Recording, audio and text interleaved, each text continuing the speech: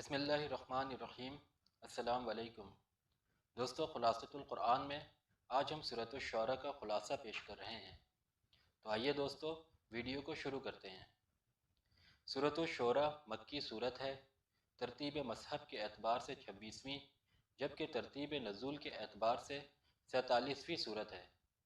اس صورت کی آیت نمبر 224 میں شعراء کا ذکر ہے، اس لیے اسے سورۃ الشعراء کے نام سے موسوم کیا گیا۔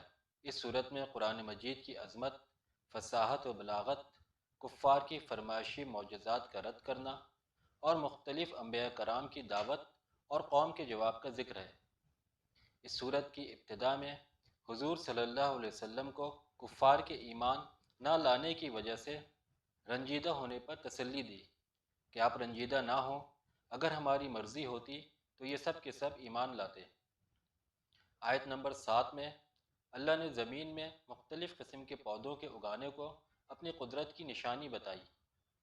اس صورت میں ایک بار پھر موسیٰ علیہ السلام کو فرعون کے پاس جا کر دعوت حق دینے کا حکم کا ذکر فرمایا اور بشری تقاضے کے تحت موسیٰ علیہ السلام کے خدشات کا ذکر ہے۔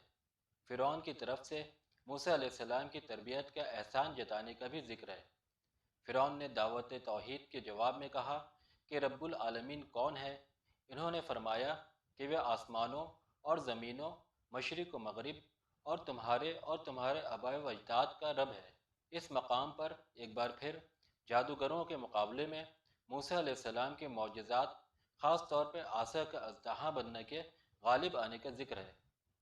پھر جادوگروں کے ایمان لانے اور فرعون کی طرف سے قید میں ڈالنے، ہاتھ پاؤں کو مخالف سمت سے کاٹنے اور سولی پہ چڑھانے کی دھمکیوں کا ذکر ہے۔ پھر اس بات کا بیان ہے کہ موسیٰ علیہ السلام بنی اسرائیل کو لے کر گئے، سامنے سمندر تھا اور پیچھے فرعون اور اس کے پیروکاروں کا تعاقب۔ اللہ تعالیٰ کے حکم سے موسیٰ علیہ السلام کی لاٹھی کے ضرب سے سمندر پھٹ گیا، بنی اسرائیل کے لیے راستہ بنا، وہ سلامتی کے ساتھ سمندر کے پار چلے گئے اور فرعون اپنے لاؤ لشکر سمیت سمندر میں غرق ہو گیا۔ دوستو، آیت نمبر 69 میں ایک بار پھر ابراہیم علیہ السلام کا ذکر ہے کہ وہ اپنی قوم کو بتوں کی بے بسی کی جانب متوجہ کرتے۔ پھر ابراہیم علیہ السلام اللہ تعالیٰ کی نعمتوں کا اعتراف کرتے ہوئے فرماتے ہیں، اللہ نے مجھے پیدا کیا، وہی ہدایت دیتا ہے، وہی مجھے کھلاتا اور پلاتا ہے، جب میں بیمار ہوتا ہوں تو شفا دیتا ہے، وہی میری روح قبض کرے گا اور آخرت میں دوبارہ پیدا کرے گا، مجھے یقین ہے کہ قیامت کے دن میری خطاؤں کو معاف فرمائے گا۔ وہ دعا کرتے ہیں کہ اے پروردگار، تو مجھے صحیح فیصلہ کرنے کی قوت عطا فرما اور مجھے نیک بندوں کے ساتھ ملا دے۔ اے اللہ، بعد میں آنے والے لوگوں میں میرا ذکر خیر سچائی کے ساتھ جاری فرما، مجھے جنت کی نعمتوں کا وارث بنا اور مجھے قیامت کے دن رسوا نہ فرمانا۔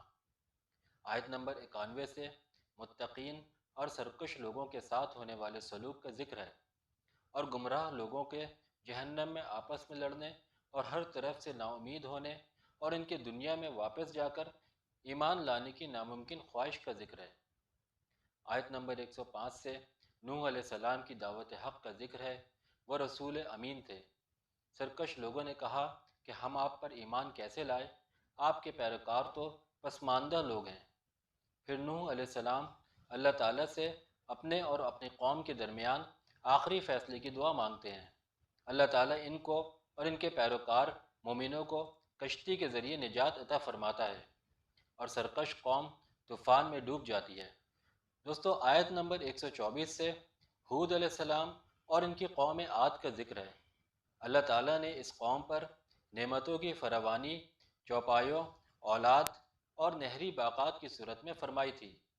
انہوں نے مضبوط مکانات اور بلند مقامات پر عشرت گاہیں تعمیر کر رکھی تھی۔ پھر بالآخر نبی کی تکذیب کی بنا پر اس قوم کو ہلاک کر دیا گیا۔ دوستو، آیت نمبر 41 سے حضرت صالح علیہ السلام اور ان کی قوم سمود کی نافرمانیوں کا ذکر ہے اور ان پر بھی اللہ تعالیٰ نے نعمتوں کی فراوانی فرما رکھی تھی۔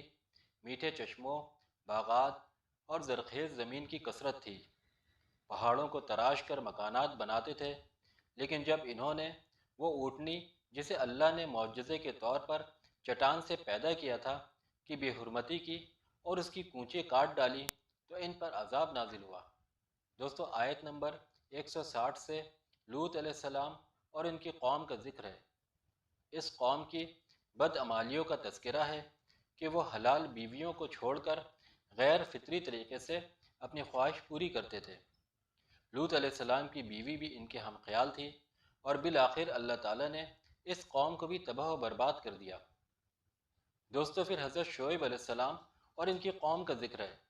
یہ لوگ لین دین کے وقت ناپ تول میں ڈنڈی مارتے تھے، اور ان کی سرکشی کا عالم یہ تھا کہ نبی سے کہتے کہ اگر آپ سچے ہیں تو ہم پر آسمان کیوں نہیں پھٹ جاتا۔ پھر اس قوم پر بھی عذاب نازل ہوا اور تباہ و برباد کر دیے گئے۔ دوستو آیت نمبر 192 سے بتایا کہ قرآن اللہ تعالیٰ کا کلام ہے، جسے واضح عربی زبان میں جبریل امین نے محمد صلی اللہ علیہ وسلم کے قلب پاک پر نازل کیا۔ ان آیات میں یہ بھی بتایا کہ جن قوموں کا نام و نشان مٹا دیا گیا، اللہ تعالیٰ نے اتمام حجت کے لیے ان کے پاس رسول بھیجے۔ قرآن مجید کا مطالعہ کرنے والوں کے لیے غور فکر کا مقام ہے۔ آیت نمبر 218 میں فرمایا کہ اے رسول صلی اللہ علیہ وسلم، اللہ تعالیٰ عبادت کے وقت آپ کے قیام اور عبادت گزاروں کے درمیان آپ کے سجدے کو دیکھ رہا ہوتا ہے۔ اس صورت کی آخر میں مومنین صالحین کا استثناء کر کے شورا کی گمراہی اور بے راہ روی اور جھوٹ کا بیان ہے۔ دوستو اس کے ساتھ ہی سورۃ الشعراء کا خلاصہ اپنے اختتام کو پہنچتا ہے۔ اللہ تعالیٰ سے دعا ہے کہ کہنے سننے میں جو غلطیاں اور خامیاں ہوئی ہیں، اللہ انہیں دور کرے اور انہیں معاف کرے۔ دوستو اگر آپ کو ویڈیو اچھی لگی ہے تو ویڈیو کو لائک کریں، چینل کو سبسکرائب کریں اور بیل آئیکن پہ کلک کریں۔